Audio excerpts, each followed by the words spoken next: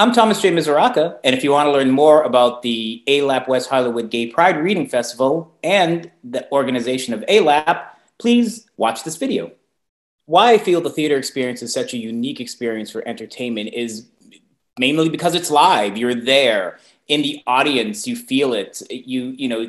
The actors on stage react to what's happening in the audience. If you have an audience that's willing to laugh, the actors are going to feel even more excited to make you laugh and hold for laughs.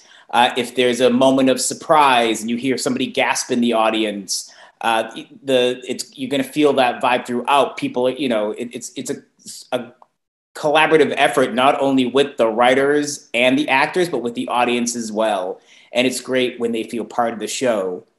And as an author, there's nothing better than, especially since I write a lot of comedies, to hear a laugh, to hear not only a laugh that there's a setup and a joke and a laugh, but also to hear maybe a laugh that comes a little bit later, like somebody has thought about that for a moment and they get a giggle out of it. That's great. Same thing with emotion, like hearing somebody react, cry out or have something, and there's nothing, sometimes we have a movie theater where somebody might be a little vocal, but that's not as acceptable as it is in theater. So it's just that energy, exchange of energy between what's going on in stage and what's going on in the audience. I'm very lucky that my writing process is something that I get to do every day. I know a lot of writers are not blessed in that way, but I'm lucky that I can wake up every morning and write first thing. So I enjoy doing that.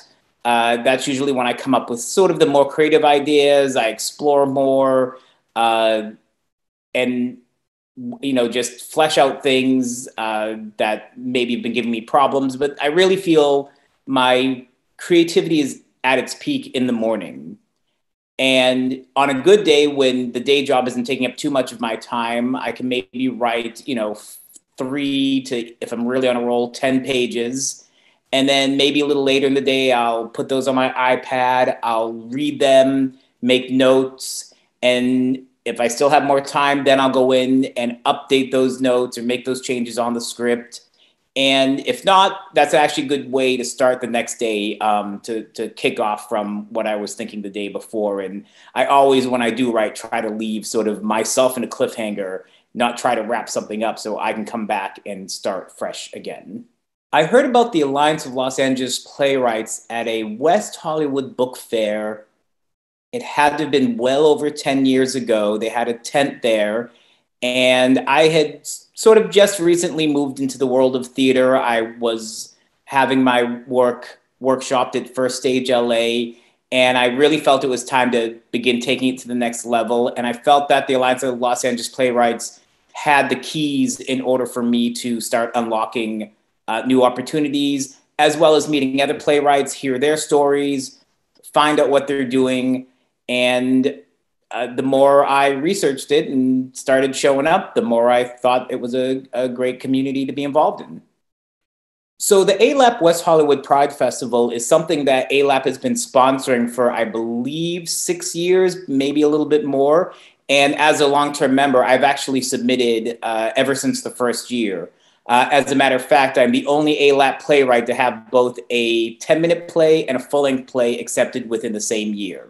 It's great that the city of West Hollywood is actually allowing, ALAP to showcase the best LGBTQ plus plays from their members.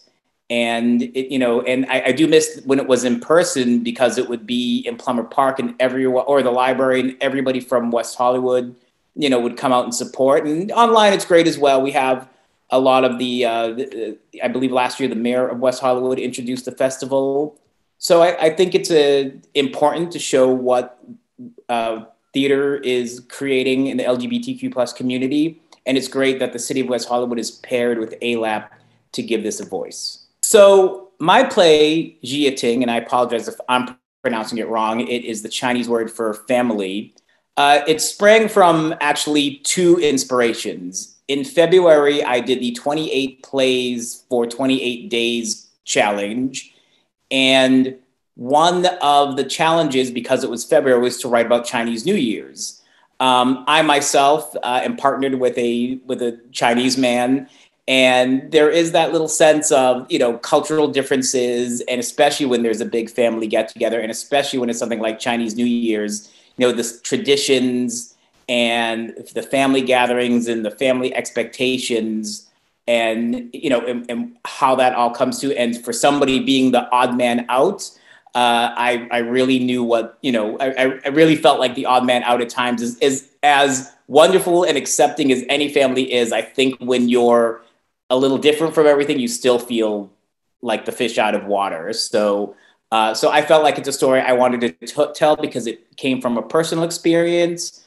And I also I felt it was more important. I opted to change the character that is based on me to a BIPOC character because I felt that is even a little bit more fish out of the water. And the idea of your family is not who your blood is, but your family is who you create. And if you're lucky, they end up being both. So the main story arc of the play, Jiating, is a young gay man brings his BIPOC lover boyfriend home for Chinese New Year's dinner. And the boyfriend has been around a while, but this is a bigger deal. This is the first time that he meets the entire extended family. So it's the boyfriend dealing with, his own small senses of insecurity and trying to find a place in his boyfriend's Chinese family. And it mostly takes place outside of the activity. We don't actually get to the big party, but it's how he deals with the mother, who of course is very nurturing and loving and brings too much food. The smart ass brother, and how he deals with all. The brother's the one who pushed the buttons that the boyfriend is, of course, feeling and worried about. And it's just a little reminder that if you truly care for someone, you will do your best to be part of their family and to make someone feel like part of their family. I would like the audience to, first of all, have fun while they're watching my play. I believe it's a comedy. I think people will get a good laugh out of it. I would also like maybe people to have a sense of they've related to it. If it doesn't have to do with the relation on, being a different ethnicity in some other family's ethnicity, just that whole idea of being somewhere where you didn't feel like you were 100% belonging, but then feeling that those who are there are welcoming, and the whole idea that, it doesn't matter what creed, color, age we are. It's that, we're all in this together and we should do our best to make everybody feel welcome. The West Hollywood Pride Reading Festival is always an exciting event for ALAP. It's great to see what my fellow playwrights are working on, especially on the themes of the LGBTQ plus community. It's wonderful to see the actors. I myself have assembled a great team of actors. Ironically, I was just thinking this morning that this is the first time I've been working with actors in something that I've never actually met in person, thanks to our quarantine time. But I'm very excited to bring them together and see them perform the piece. I'm excited to see the other actors that my fellow playwrights have, brought to the table, because it's always a wonderful time, always some great performances. And even though it's a stage reading in person, you always felt like you didn't know the script was there. And I'm sure even more so on Zoom, it won't feel any different than any other production. And it's always a good mix of humor, heart, and important messages, and just a reminder of what this community stands for. I think people should watch the West Hollywood Pride Reading Festival because it's important not only to support local theater, small theater, playwrights, it's also important to support the LGBTQ community and those who are creating. Not all the playwrights are of the LGBTQ community, but I think it's important that any writer wants to tell the stories of the community. And I think it's important to tune in and listen to them and know that there is an audience out there that wants to hear what these voices are saying and share their thoughts and the fun times, the sad times, and maybe a little bit of education as well. So it's, as I mentioned earlier, I think it's going to be a great mix of entertainment and education. I would love to see Jiating produced on stage sometime in the near future. I felt it was important to write a play with a diverse cast. in the past, I've often written, hey, please cast these roles as diversely as possible. And unfortunately, I don't think it has to do with the theater. I just think it's the way things fall into place. The diverse cast never quite fulfilled itself. I found that it's more important to write, this has to be a Chinese family. The male who comes in has to be a BIPOC character. I think it's important to have diversity on stage. So I would love to see it realized, because I think as much as it's going to be fun on Zoom, I think it could be more fun on stage, seeing characters moving around, having more props. It has to do with the dinner scene. It'd be great to see plates of food come on stage, even though we had an ALAP happy hour about the pros and cons of having food on stage. But I think it'd be fun to have. There's a very tender moment at the end that I know my actors will kill it on Zoom, but I think it would be much more emotional if they're there face to face, holding each other. And so yeah, I do hope we get back to seeing this and many other plays on stage soon. I feel that Jiating stands well as it is, as a 10-minute play. Ironically, as I mentioned, I wrote this play for the 28 Plays for 28 Days challenge in February. And one of the other challenges was to take a play that I'd already written, use the same cast, and write sort of a double bill. So I wrote what I think is one of the best plays that I've ever written with this same cast. I actually did, there is actually one more character who was in the original version of Jiating who I ended up cutting. So there's one more character there. So I would love for that to be like the second play. So I don't see this as maybe being a full-length play, but I could see this as being one of a night of one acts.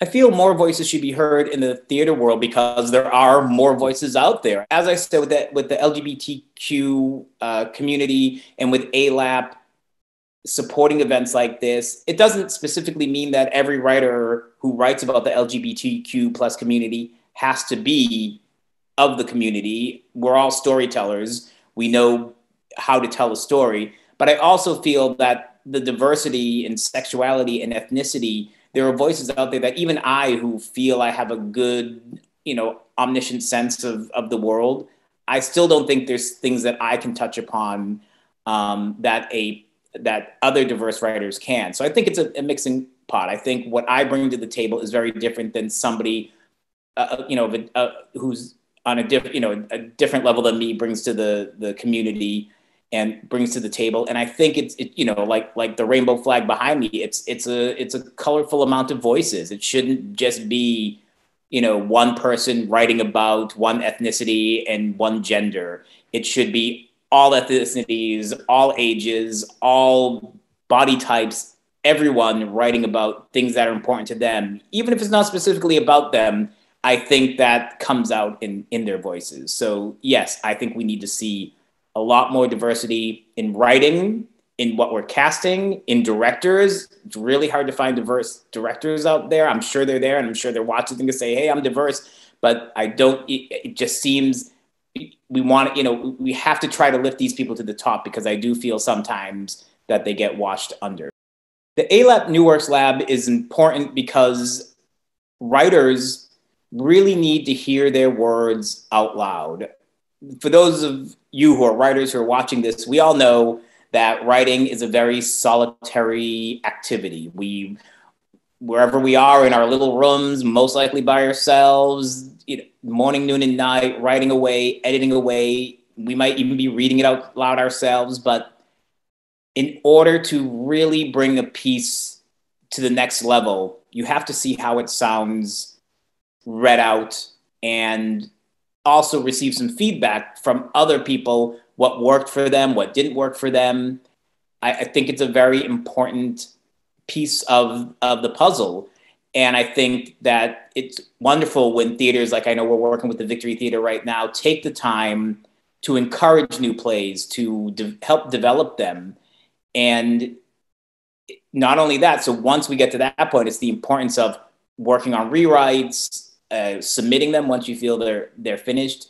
It's, the New Works Lab is very important for you to see if the play is working, but that really is only the middle of the road. I feel that others should get involved with ALAP because it is a great community for artists, and we're working hard to become a more supportive community of, and diverse. And I think it's important to talk to people who are doing what you're doing. As I mentioned, writing is a very solitary activity, as is promoting your material, as is trying to submit your work, all of this stuff. And there's actually you're a doctor, you go to school, you study your specialty, there's sort of a pathway laid out for that. But as a writer, there's no pathway. There's no guaranteed way you can do this or you can get that award and you can think it's going to be the winning, but it's not. And it's great to have something like the Alliance of Los Angeles Playwrights to realize, one, you're not alone. There's a mixture of people who are just starting out, and it's wonderful for us who are sort of in the middle to encourage them and, to remember that it wasn't that long that we were there, and we, to them, look like, we really are moving forward. And there are those who are, out there, producing multiple shows a year, and it's wonderful to see what they're doing and hear how they're doing it and hear the frustrations that we share as well as the joys that we share. And that's for writers. I also think actors should get involved with ALAP because it's always great to join a piece sort of early in the process, the development process, because you can get connected. You can be right there at the starting point when the play goes to the next level. And I know I can speak for many other directors and actors. We love to go back. Directors and playwrights. We love to go back to the same actors if we feel they're reliable, if we feel they can take on any role, if they're great cold readers. And there's nothing like a place like ALAP to be able to spread your wings. And we have a database that they can sign up for. And if we're looking to cast, that's what we'll go to find them. And it's broken down by specifics. And also for directors, this is a great place to come in and direct something that's not quite production ready yet, but to get an idea of what this piece is. And to, I know, especially now, productions don't come along every day. So it's great to do something that's more of a stage reading if you're a director, just to, continue to keep your feet, your toes dipped in the water. So I think it's a great community for everything. Organizations like ALAP are important because it brings together artists and encourages them to continue to create, to continue to submit material. We would love to educate more. I know we enjoy doing panels and workshops, and why it should be supported is it would be great if, finances weren't an issue, that we could have as many workshops as we wanted. We could have as many readings. We could, rent a theater to put on a evening of one acts, or, do more for the fringe. It would be, great if we had the support that we could allow our artists to create, to then bring in actors to put life into their stuff, and bring in directors to give it a vision that they may not have. So I think to support a group like ALAP is, supporting art, and that's important, and especially when we're doing something like the Gay Pride plays with West Hollywood, to help voices that may not be heard to get out there and listen to. Of course, the ALAP program I enjoyed most is the cocktail parties. Unfortunately, they might have changed. Dan Berkowitz passed away a couple of years ago, and he used to open up his home, and anyone who had his Cosmos were probably still a little hungover from his Cosmos. So I miss that. Of course, not only for the drinks and the great cheese. John Dorf was great at finding wonderful cheeses at Trader Joe's and other places, but it was a wonderful time that sort of the masks were off. Nobody was really, we of course are always trying to promote something, but at that moment in time, we were all just meeting to talk about what was going on in our lives, what issues we were having, what wonderful stuff we were having. And it was great to meet as friends and to and to just, share a drink, share a story, and get to meet other people in the community. I'd say my second favorite event would be West Hollywood Gay Pride readings, because I think it's great that comes from a grant from the city. So West Hollywood itself is giving us an opportunity to share our voices with the community. And it's always been a fun event. As I said, I'm so upset that it's not in person, but I know it's still going to be a blast at Zoom, because there was nothing better than going out and seeing everyone, chatting with everyone before the show, seeing the wonderful work that they're putting, getting to, I don't think I left there without the name of a bunch of new actors that I wanted to work with, a bunch of, always one or two new writers who work I might not have seen before. If I was in the piece, if I wasn't in the piece that year, it was always a great event, and also, networking is important. So I think of the events, I felt that the Gay Pride readings both did something that was important for the community, as well as continued the ALAP mission of bringing authors together. I'm Thomas J. Misuraca, and if you enjoyed this conversation and want to learn more about the ALAP West Hollywood Gay Pride Reading Festival, visit our website.